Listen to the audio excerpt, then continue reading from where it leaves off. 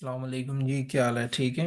अच्छा जी, हमने आज पढ़ना है चैप्टर 13, प्रोविजंस एंड लायबिलिटीज। ठीक है। प्रोविजन क्या होती है, लायबिलिटीज से तो आप वाकिफ हैं। प्रोविजन भी लायबिलिटी की ही एक किस्म होती है, लायबिलिटी ही होती है। लेकिन ये क्या होती है, इसकी दो मेन चीज होती हैं, अनसर्टेन टाइमिंग एंड अमाउंट होती है। ना तो अमाउंट यानी सही एक्यूरेटली पता होती है, ना टाइमिंग का कि कब पे करनी है और कितनी अमाउंट पे करनी है। जैसे कि फॉर एग्जांपल, मेरी एक फूड की शॉप है। ठीक है।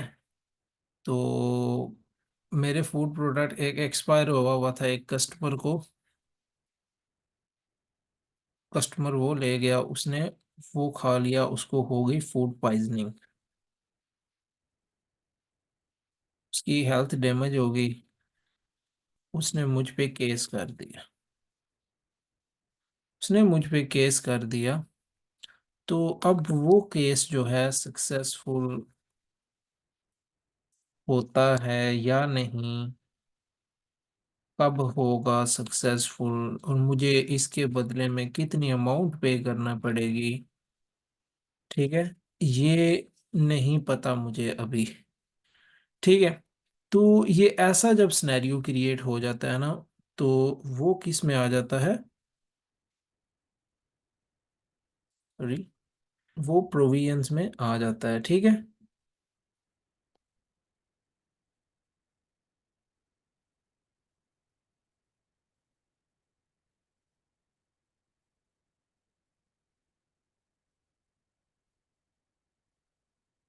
ठीक है जी। तो वो किस में आ जाता है, प्रोविजन में आ जाता है। तो फिर प्रोविजन रिकॉग्नाइज होगी लायबिलिटी के तौर पे या नहीं, ये भी कुछ फैक्टर्स पे डिपेंड करता है। अगर केस सक्सेसफुल नहीं होता तो provision, no provision is record.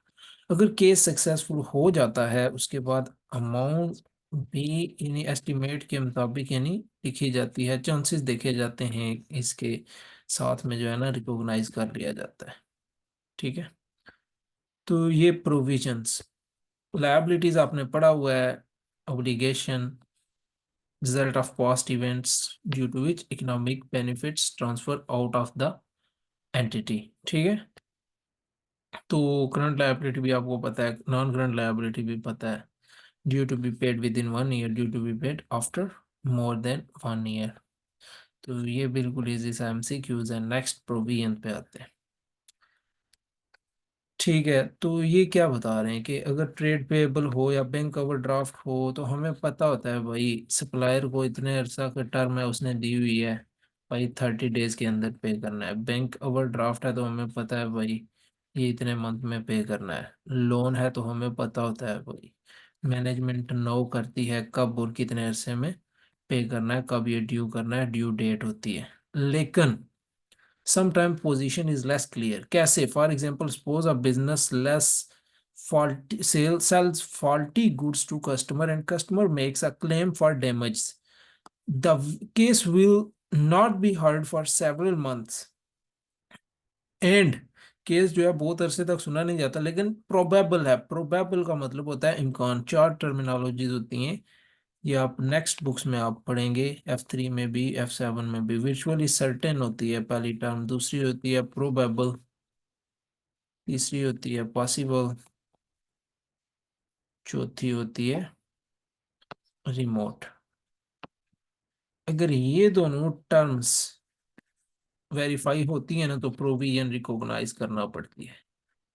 ठीक है। इसके बजाय प्रोविजन इन दोनों केस में नहीं रिकॉग्नाइज करना पड़ती। इस केस में देखें तो ये प्रोबेबल है, यानी फुली मोर देन 50% चांस है, नॉट सर्टेन, लेकिन 100% श्योरिटी नहीं है, लेकिन मोर देन 50% चांस है कि the business will be liable, कि बिजनेस इसका जिम्मेदार होगा कि उसने फॉल्टी गुड्स बेची हैं।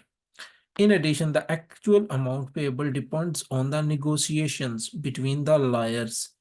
ठीक है। फिर जो लायर्स होंगे ना, हमारी कंपनी का भी होगा, उस कस्टमर का भी लायर होगा, वो दोनों आपस में निगोशिएट करके तो फिर कोई अमाउंट डिस्कस होगा, फिगर। ठीक है। तो वो उसको फिर रिकॉग्नाइज करना होता है। तो उससे पहले अब केस तो कब खत्म होगा, लेकिन हम चांसेस की बेस पर एस्टिमेटेड अमाउंट रिकॉग्नाइज कर देते हैं, क्योंकि आपने प्रूडेंस में पढ़ा हुआ है भाई, लॉस के बारे में इशारा भी हो ना तो रिकॉग्नाइज कर दो, एक्सपेंस के बारे में इशारा भी आए ना तो रिकॉग्नाइज कर दो। ठीक है, अगर रिकॉग्नाइज नहीं करोगे आपके एसेट्स, आपका प्रॉफिट ओवर स्टेट होगा। ठीक है, अंडरस्टूड, क्लियर है। तो a provision is a liability of uncertain timing and amount, ये दोनों मैंने आपको क्लियर कर दी। ठीक है, अनसर्टेनिटी जो होती है, जो प्रोविजन को अदर टाइप ऑफ लायबिलिटी से अलग करती है, जैसा कि आपने पढ़ा ट्रेड पेबल, एक्रूवल, एक्रूवल भी एक्रूड जो एक्सपेंस होता है यानी एक्रूवल, वो भी लायबिलिटी होती है करंट लायबिलिटी की सेक्शन के। मैंने क्या कहा था, ये 5 एलिमेंट्स ही पूरी की पूरी अकाउंटिंग है, 5 एलिमेंट्स ही पूरी की पूरी अकाउंटिंग है, इनकी आइडेंटिफिकेशन बहुत अच्छे से करो, क्योंकि आगे इन्होंने ही डिवाइड होना है। अब देखिए ये छोटी छोटी चीजें आप इनकी पढ़ रहे हैं, मजीद टाइप्स लायबिलिटीज की, और यही बहुत बड़ी फैल जाएंगी आगे, F3 में इससे ज्यादा पढ़ेंगे, F7 में तो आप सब कुछ पढ़ेंगे ना भाई। ठीक है, अकाउंटिंग फॉर लायबिलिटीज, तो आपको पता है लायबिलिटीज कैसे क्या कहते हैं कि करते हैं। कोई चीज़ आप परचेज कर रहे हो क्रेडिट पे, परचेजेस डेबिट, परचेज लेजरेबल, payable ledger control account credit. ठीक है, तो जब पे करते हो तो payable ledger control account debit, और अकाउंट पेएबल डेबिट, और कैश क्रेडिट। ठीक है, लोन्स का भी आपको पता है कि इंस्टॉलमेंट्स में पे होता है, यानी आपने 5 ईयर्स का लोन लिया तो ये टर्म्स एंड कंडीशन पे डिपेंड करता है कि आप 5 सालों बाद लोन पे करोगे या हर ईयर आप कुछ अमाउंट पे करते जाओगे। ठीक है, तो लेकिन जो लोन होता है लॉन्ग टर्म लोन, उसके साथ इंटरेस्ट भी मस्ट अटैच होता है। इंटरेस्ट की आप परसेंटेज हर साल पे करते रहते हो। Instalment consisting partly of capital repayment, capital जो आपने फुल अमाउंट ली होती है, and partly of interest payment. Example इन्होंने आगे दी हुई है कि 30,000 लोन बारो किया था, 350 इंस्टॉलमेंट देगा इस लोन की, और 50 जो है इंटरेस्ट देगा जो इस लोन की कास्ट होगी। अंडरस्टूड। तो लोन देखें तो उसने 30,000 लिया, रीपे कितना कर रहा है, 2 इंस्टॉलमेंट्स की, show the first 2 months monthly payments. ठीक है, 2 इंस्टॉलमेंट्स की, उसकी बकाया लोन 29,400 हो जाएगा। क्लियर है, ये देखें। ठीक है, ये बकाया नेक्स्ट ईयर में कैरी फॉरवर्ड इधर होगा 19,000 यानी नेक्स्ट मंथ में। इसी तरीके से बैंक यानी उसके कैश यानी कितनी गई है, यानी कैश आई जो उसके पास है लोन की वजह से 30,000 है, वो उसमें से रीपे कितनी कर चुका है 700, जो कैश उससे आउट हुई है 2 इंस्टॉलमेंट्स की। इंटरेस्ट के केस में 2 मंथली उसने पेमेंट की, एक्सपेंस की। ठीक है, तो ये एक्टिविटी 2 आपने सेल्फ करनी है। काउंटिंग फॉर प्रोविजंस हमारा मेन जो चीज़ है, IS 37 जो होता है ना, ये provision, contingent liabilities, contingent assets.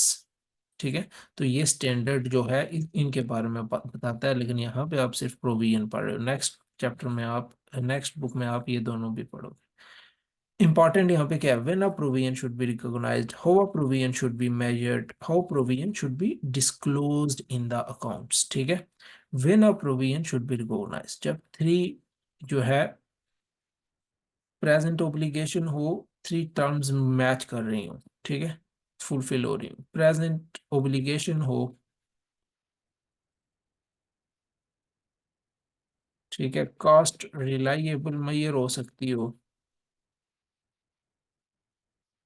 कि वाकई भाई इतनी अमाउंट पे करने के चांसेस हैं।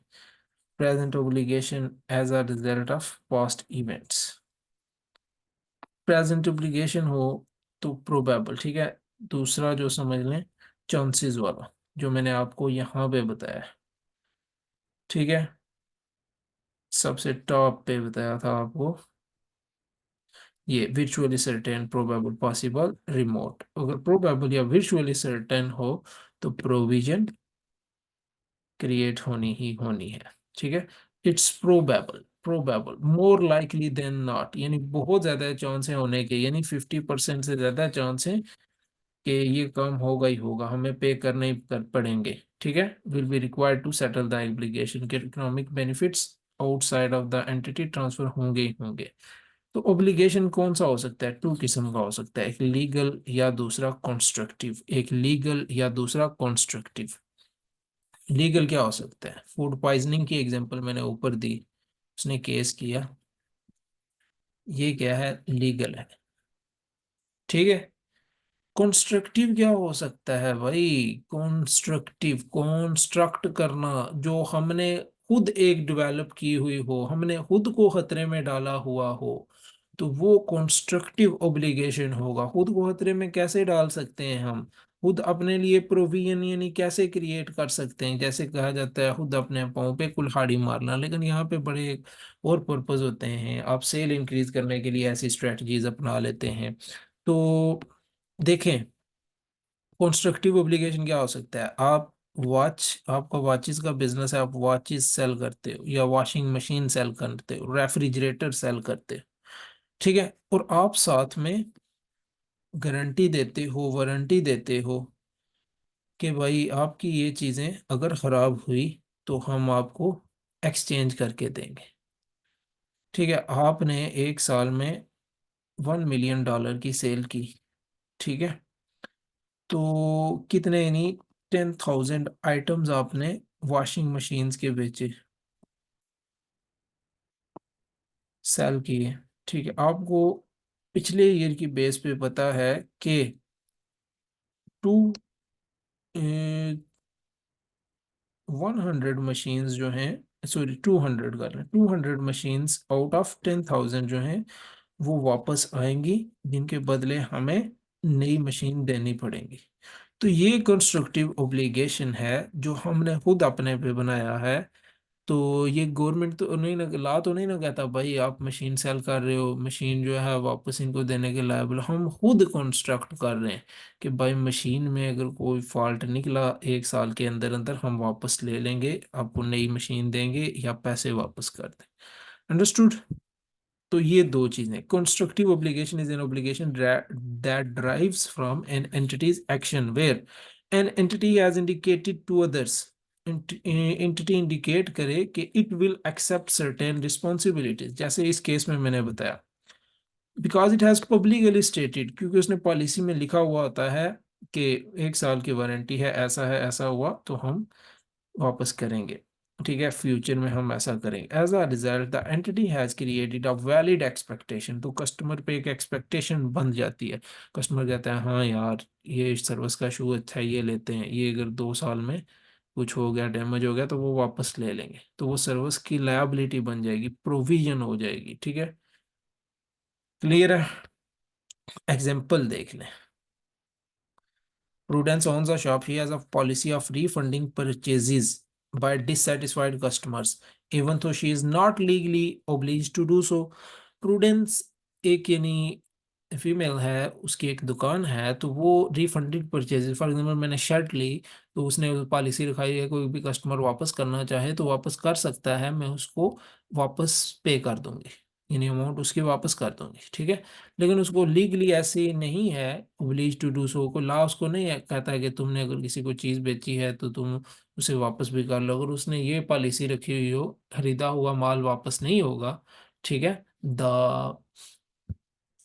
The things do you purchase from my shop I will not get back to it, ठीक है, तो I will not refund for them.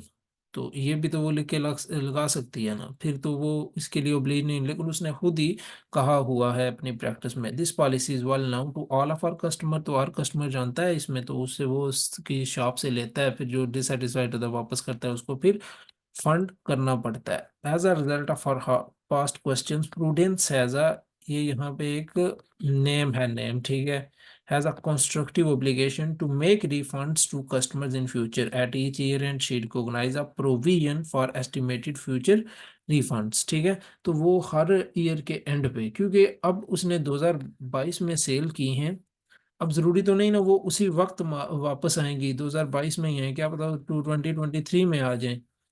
ठीक है, वॉचेस वगैरह रिपेयरिंग के लिए एटसेट्रा। ठीक है, अब जो उसने दिसंबर 2022 के एंड पे दिसंबर में सेल की हैं, तो क्या पता 2023 के जनवरी में आ जाए कस्टमर वापस। अंडरस्टूड?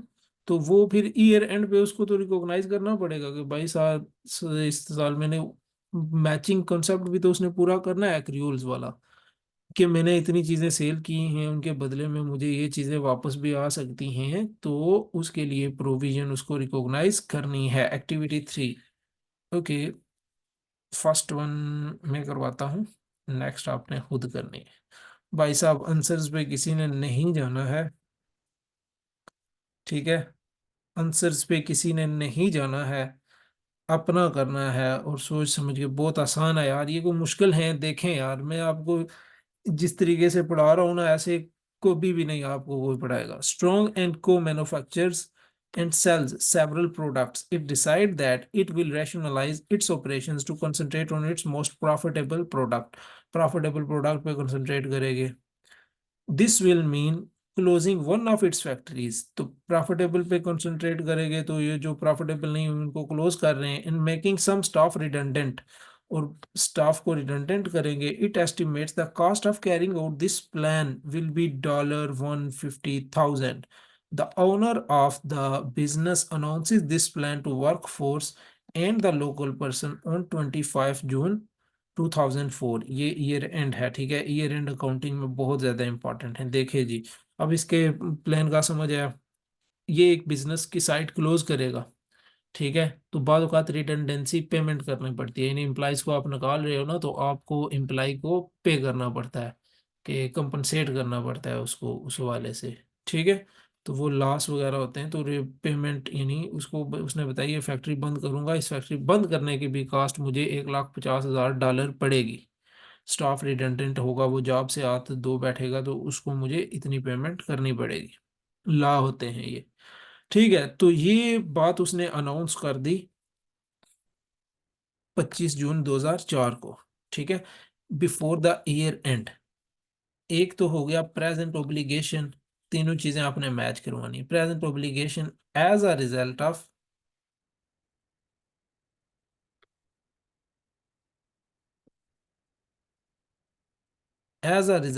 पास्ट इवेंट्स,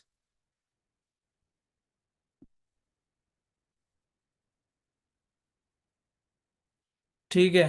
तो उसने अनाउंस भी कर दिया एम्प्लॉइज वगैरह को, ठीक है।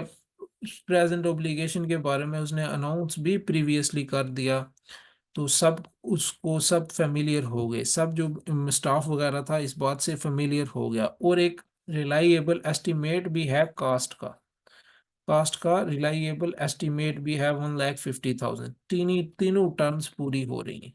और दूसरा चांस, हाँ तीसरी टर्म के प्रोबेबल मोर देन 50% चांस है कि वो ये काम करेंगे। हाँ जी भाई, it will mean closing one of its factories and making staff redundant. Decides it will rationalize its operation to concentrate one of its profitable product। उनकी बिल्कुल मर्जी है कि आप वो प्रॉफिटेबल प्रोडक्ट पे फोकस करेंगे, तो वो क्लोज करेंगे ही करेंगे, ठीक है। तो प्रोविजन 1,50,000 की रिकॉग्नाइज होगी, क्योंकि 100% चांसेस हैं कि वो ये काम करेंगे, ठीक है। नेक्स्ट आपका काम है ये बताना है कि $100,000 प्रोविजन रिकॉग्नाइज होगी या नहीं होगी। It's your task. ओके जी, मेजरिंग प्रोविजंस, प्रोविजंस को मेजर करना। The amount recognised as a provision should be the best estimate of the expenditure required to settle the present obligation at the reporting date. Measure करना best estimate पे। Best estimate क्या हो सकता है, ठीक है। Best estimate on the base of past practice पे हो सकता है। जैसे आप वॉचेस सेल करते हैं, तो आपको पता है कि 2022 में कितनी वॉचेस आपके पास वापस आई रिपेयर के लिए, जो आपने रिपेयर की, समझ लें 50 वॉचेस, ठीक है। तो 2023 में कितनी वॉचेस आएंगी, आप 50 के करीब ही रखेंगे कि 50 वॉचेस वापस आए। ये प्रोविजन एस्टिमेट यानी बेस्ट एस्टिमेट है। दूसरा, केस में लायर्स का जो एडवाइस होगी, लायर की एडवाइस, वो सबसे बेस्ट पॉसिबल एस्टिमेट समझा जाता है, कि भाई साहब इतना आपका एक्सपेंस आ जाएगा। Prudence as a policy of making refunds to dissatisfied customers, ठीक है, वो कहती है कि डिससेटिस्फाइड कस्टमर को उसने पॉलिसी है कि विद इन 90 डेज, आप देखेंगे 3 मंथ के अंदर अंदर वो चीज़ें वापस लाते हैं तो वो उनको वापस करेगी। She is preparing her accounts for the year ended 31 December 2004। During the last 3 months of the year she has made sales of $95,000। In theory, it is possible that she might have to refund all these sales. It is possible, मुमकिन है, लेकिन probable नहीं है। Probable या virtually certain नहीं है। तो मुमकिन है पे हम नहीं प्रोविजन रिकॉग्नाइज कहते करते हैं। वो कहते हैं it is possible that all these cells के 95,000 का 95,000 उसे वापस करना पड़े। तो ऐसा नहीं है। यानी इस पे हम प्रोविजन रिकॉग्नाइज नहीं करते। अगर लिखा होना इट इज विर्चुअली सर्टेन कि ऑल सेल्स उसने वापस करनी है, फिर बगैर सोचे समझे 95,000 ही लायबिलिटी हो जाती। However, she knows that in practice only about 3% of the goods sold actually turn out to be faulty। ठीक है। तो वो कहती है सिर्फ प्रैक्टिस में यही है कि सिर्फ 3% चीजें जो है ना वापस आती हैं। तो ये 95,000 का 3% वो लेगी और उतनी अमाउंट क्या कर देगी, 2850 एज अ प्रोविजन रिकॉर्ड करेगी। This will be the best possible estimate. ठीक है, बेस्ट एस्टिमेट होगा। अंडरस्टूड। सेकंड एग्जांपल है तो इसमें देख लें, बड़ी अच्छी एग्जांपल है। The cost will depend on how polluted the site is. ठीक है, पोल्यूटेड हुई साइट, गंदी हुई तो कैसे प्रोविजन आपको कुछ पे करना पड़ेगा। ठीक है, लॉ कहता है अगर आप बिजनेस कर रहे हो, आपने वो साइट गंदी कर दी तो आपको पे करना पड़ेगा। तो कितनी अमाउंट पे करनी पड़ेगी, तो 3 किस्म की परसेंटेजेस दी हुई हैं। There is a 60% chance of being it very polluted which will cost 120,000, या 120,000 पे करनी, या 100,000 पे करनी, या 60,000 पे करनी, कौन सी भाई। हम कहते हैं बेस्ट एस्टिमेट पे जाएंगे। तो बेस्ट एस्टिमेट हम कैसे निकाल सकते हैं। बेस्ट एस्टिमेट उसी सूरत में कह रहे हैं 60% चांस है कि 1,000 पे करें, तो भाई साहब 1,20,000 का 60% ले लें, जो अमाउंट आती है 7,200। ठीक है, फिर कह रहा है 25% चांस है कि 1,00,000 पे करें। 25%, 1,00,000 का 25% ले लें, 2500। ठीक है, 25,000, सॉरी, ये 72,000 हो जाएगा। तो 15% चांस है कि 60,000।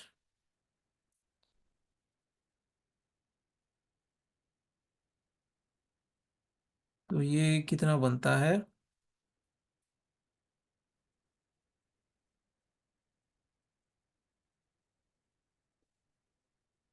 15,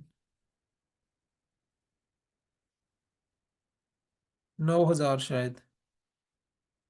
और ये कितना बनेगा, 60 × 15%। कैलकुलेटर पे ही कर लेते हैं। ठीक है, बाजू का जो है ना बंदे को माइंड वैसे काम नहीं कर रहा। हाँ, 9,000 ही ठीक है, हमने वो बताया था। टोटल कितने बन जाते हैं, 72,000, 25,000 और 9,000। 2, 5, 7, 9, 16, 6, 1 कैरी, 7, 2, 9, 10, 1,000, 1,06,000। ठीक है, तो इतनी अमाउंट जो है बेस्ट एस्टिमेट होगा जो हमें पे करनी पड़ेगी। काउंटिंग एंट्रीज जो होती हैं भाई साहब, आपको पता होना चाहिए। ठीक है, डेबिट एक्सपेंस हो जाएगा और क्रेडिट प्रोविजन। प्रोविजन लायबिलिटी है, स्टेटमेंट ऑफ फाइनेंशियल पोजीशन में जाएगी और इसके रिलेटेड एक्सपेंस जाएगा। जैसे लायबिलिटी के केस में होता है, कोई भी चीज़ परचेज करते हैं तो एक्सपेंस होता है purchase account debit, payable ledger control account. तो यहाँ पे प्रोविजन का अकाउंट क्रेडिट होगा, लायबिलिटी में जाएगा, तो एक्सपेंस उसके रिगार्डिंग डेबिट होगा। अंडरस्टूड। तो जब प्रोविजन पे हो रही होती है, एक्चुअली इनकर्ड हो गई है, तो इन प्रोविजन, डेबिट प्रोविजन को खत्म करो, कैश जा रही है हमारे पास से। ठीक है, तो इंक्रीज इन प्रोविजन हो तो expense increase, provision increase, liability increase, statement of profit और लॉस में एक्सपेंस इंक्रीज। अगर प्रोविजन डिक्रीज हो रही हो तो समझ लें provision debit, expense credit. Liability reduce हो रही है, लायबिलिटी रिड्यूस हो रही है। ठीक है, और एक्सपेंस रिड्यूस हो रहा है, एक्सपेंस रिड्यूस हो रहा है। हम इसको क्रेडिट में नेगेटिव एक्सपेंस भी बोल सकते हैं, नेगेटिव एक्सपेंस भी बोल सकते हैं, ठीक है। या अदर गेन बोल सकते हैं, गेन बोल सकते हैं, अदर इनकम। अच्छा जी, ब्राइट विंडोज, ये आपने खुद करनी है एग्जाम्पल, ठीक है। क्लेम लेजर्स बने हुए हैं, प्रोविजन फॉर क्लेम, क्लेम, अच्छा यार मैं करवाता हूँ ये लेजर्स में थोड़ी सी। Who is claiming damages which have bright windows is involved in a legal dispute with one of its customers, claiming damages which have been estimated at, customer उनसे क्लेम डैमेज कर रहा है कि $100,000। लायर ने कहा 40% चांस है भाई कि कस्टमर सक्सेस हो, लेकिन year end of 30 June 2004, the owner of the bright windows has now been advised that claim will probably be succeed। Claim से कस्टमर जीत जाएगा केस, तो कस्टमर जीत जाएगा तो हमें कितने पे करने पड़ेंगे? प्रोविजन फॉर द डैमेज $100,000 पे करने पड़ेंगे भाई, रिकॉग्नाइज्ड। तो फिर प्रोविजन जो है रिकॉग्नाइज करनी चाहिए इतनी, तो प्रोविजन रिकॉग्नाइज करनी चाहिए। क्लेम, क्लेम हुआ तो ये स्टेटमेंट ऑफ प्रॉफिट और लॉस में इतना, प्रोविजन इतना, ठीक है। क्लेम यानी क्लेम की वजह से जो डबल एंट्री क्रिएट होगी, प्रोविजन क्रेडिट, ये क्लेम का लेजर है ना इसलिए ऐसा है, ठीक है। तो provision for claim, provision for claim, provision for claim, provision हो रही है, क्रेडिट लायबिलिटी बन रही है आपकी, इस वजह से क्लेम की वजह से, ठीक है। तो बैलेंस कैरी डाउन आप इधर लगा रहे हो दूसरी साइड पे। फिर जो है देखो तो क्लेम, अब नेक्स्ट क्लेम रिड्यूस क्यों हो रहा है? अब क्लेम की वजह से ये जो डबल एंट्री हो रही है, स्टेटमेंट ऑफ क्लेम हो रहा है क्रेडिट स्टेटमेंट ऑफ प्रॉफिट और लॉस की वजह से, क्योंकि स्टेट प्रॉफिट और लॉस हो रहा है डेबिट, ठीक है। क्लेम हो रहा है डेबिट, क्योंकि प्रोविजन फॉर क्लेम हो रही है क्रेडिट। समझ आई? ठीक है, देखो प्रोविजन फॉर क्लेम क्रेडिट, तो क्लेम डेबिट, ठीक है, यानी एक्सपेंस डेबिट प्रोविजन क्रेडिट। ठीक है, अभी देखो क्लेम रिड्यूस हो रहा है, क्यों? क्योंकि उसने कहा कि lawyers know advice that the amount payable is likely to be, lawyer अब कह रहा है 1 लाख नहीं होगा, थोड़ी कम अमाउंट होगी, तो 25,000 से प्रोविजन रिड्यूस कर दो।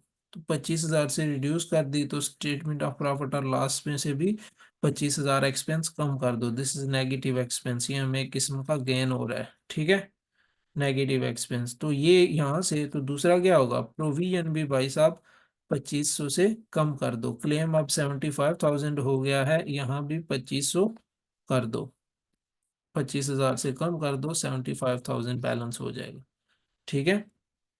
देखें तो provision for claim, balance carried down, ये था प्रोविजन का बैलेंस, प्रोविजन का ओपनिंग बैलेंस ये था, क्लेम अब क्या हो रहा है, कम हो रहा है, कम हो रहा है 25,000 से, बैलेंस कैरीड डाउन, जो हमने नेक्स्ट जो पे करना है 75,000 है, प्रोविजन फॉर क्लेम फिर इतनी बन जाएगी, अंडरस्टूड।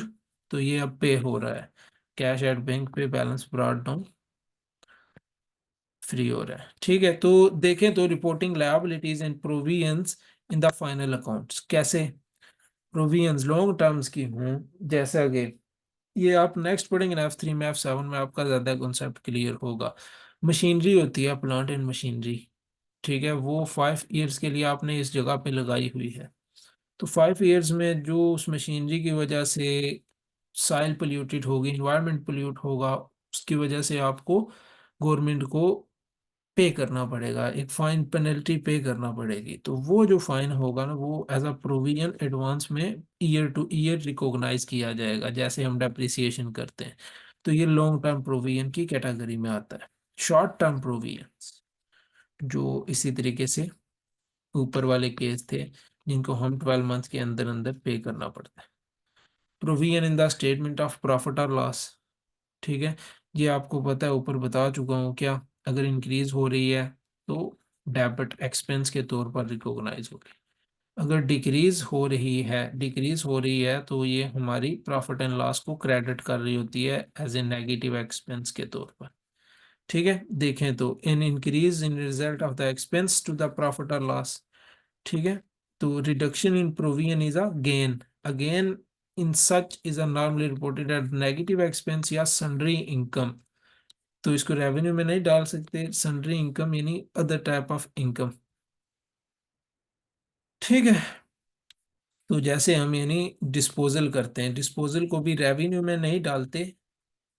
ठीक है, वो हमारी सेल नहीं होता है, नॉर्मल कोर्स ऑफ बिजनेस नहीं होता है, सन्ड्री इनकम होता है, अदर गेन होता है। Okay, I hope that I have cleared this chapter in my best way, and you also have to give your best, your 100%, so that result will be favorable. Okay, चलें जी, अल्लाह हाफिज, आपको best करना है तो अच्छे से तैयारी कीजिएगा। ठीक है, बहुत आसान है यार, कुछ भी मुश्किल नहीं है इसमें। Okay, Allah Hafiz, thank you.